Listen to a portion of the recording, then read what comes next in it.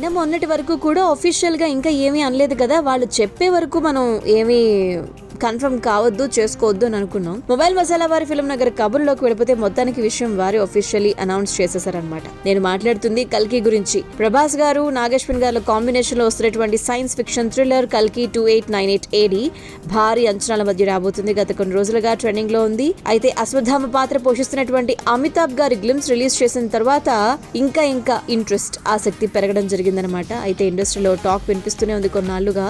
So కొత్త release date ని వారు అఫీషియల్లీ ప్రకటించేశారని చెప్పాలి. May 9th రిలీజ్ చేద్దామని చెప్పి అనుకున్నారు. అయితే అనుకోని కారణాల వల్ల వాయిదా వేస్తున్నట్టుగా చెప్పడం జరిగింది. June 27th ప్రపంచ వ్యాప్తంగా కల్కిని విడుదల చేస్తున్నట్టుగా అధికారికంగా ప్రకటించేశారు. ఎన్నికల్ని దృష్టిలో పెట్టుకుని విడుదల తేదీని మార్చారట. సైన్స్ ఫిక్షన్ కథతో పురాణాల ఆధారంగా రూపొందించబడుతున్నటువంటి సినిమాలో ప్రభాస్ గారు భైరవగా కనిపిస్తున్నారు. అశ్వత్థామగా అమితాబ్ బచ్చన్ గారు కనిపిస్తున్నారు. సినిమా ఆద్యంతం ఇంట్రెస్టింగ్ గా ఉండబోతున్నటువంటి కల్కి గురించి ప్రేక్షకులందరూ ఈగర్గా ఎదురు చూస్తున్నారు.